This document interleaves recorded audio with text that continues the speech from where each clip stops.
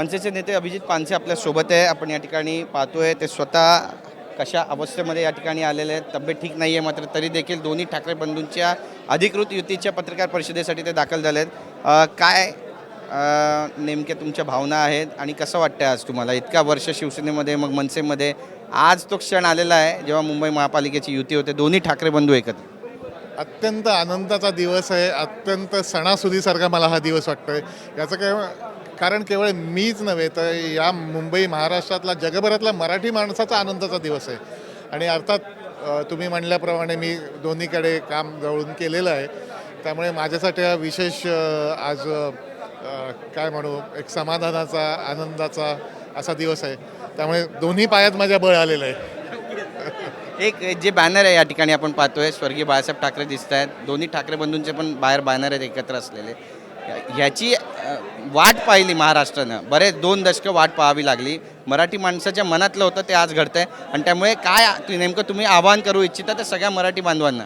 तुम्ही एक लक्षात घ्या, मराठी बांधवांना भगिनींना हे तुमच्या माध्यमातून मला आव्हान हेच करायचं आहे की तुम्ही हा सगळा डाव लक्षात घेतला पाहिजे. या सगळ्या भाजपच्या किंवा केंद्राच्या लोकांनी पूर्णपणे इथे ठाकरे ब्रँड संपवायचा प्रयत्न केला, पवार ब्रँड संपवायचा प्रयत्न केला, मराठी ब्रँड संपवायचा प्रयत्न केला. हे कुठंतरी मी भाजपच्या मतदार असलेल्या मराठी माणसांना पण आवाहन करतोय की यांना तुम्हाला थोपवायला लागेल. आज संयुक्त महाराष्ट्राची आठवण काढून मराठी माणसाला पुन्हा मराठीसाठी एकत्र यावं लागेल. तुम्ही लक्षात घ्या, हे निवडणुकीसाठी एकत्र नाही आलेत. आज जेव्हा हिंदी सक्तीचा विषय झाला तेव्हा ते आलेत. आणि हा विचार प्रत्येक मराठी माणसाने आता करायला हवा, नाही तर फार धोका होईल.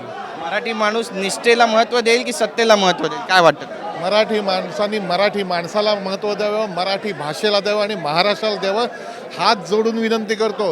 ही आपल्या अस्तित्वाची शेवटची लढाई आहे आणि शेवटची लढाई जिंकणार तितक्याच जोमानं शिवसेना मनसे दोन्ही भाव एकत्र मिळून. नक्कीच मुंबईचा काय आणि इतर ठिकाणचा महापौर हा ठाकरेंचा होईल आणि मराठीच होईल.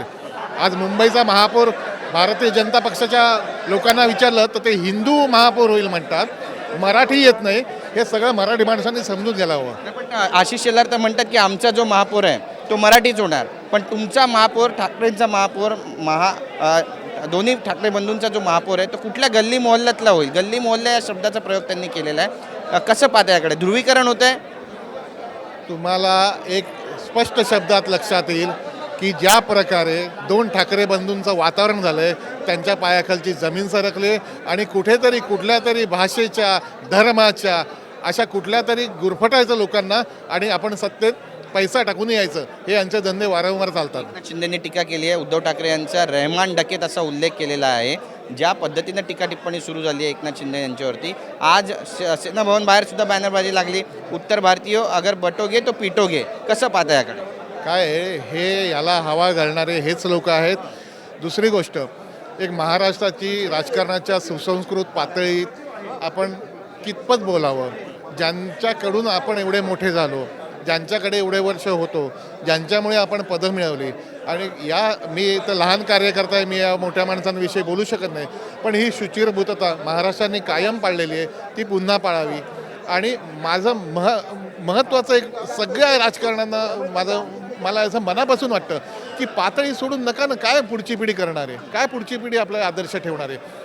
तुम्ही टीका करा, राजकीय टीका करा, पक्षीय टीका करा, वैयक्तिक विचित्र अशा टीका करणं व्यक्तिशः मला पसंत नाही. शेवटचा प्रश्न आहे, नगरपंचायत आणि नगर परिषदेच्या निवडणुकीमध्ये जे भरघोस यश महायुतीला मिळालं त्यानंतर त्यांचासुद्धा कॉन्फिडन्स वाढलेला आहे आणि ते म्हणतात की आमच्या पुढे दोन्ही ठाकरे बंधूंचं कुठलंही आव्हान नाही आहे. हे सगळं ते म्हणतात कारण आजची पत्रकार परिषद नुसती जाहीर झाली तरी त्यांचा कॉन्फिडन्स किती डळमळलेला आहे तुम्हाला माहिती आहे. धन्यवाद आमची बातचीत केल्याबद्दल.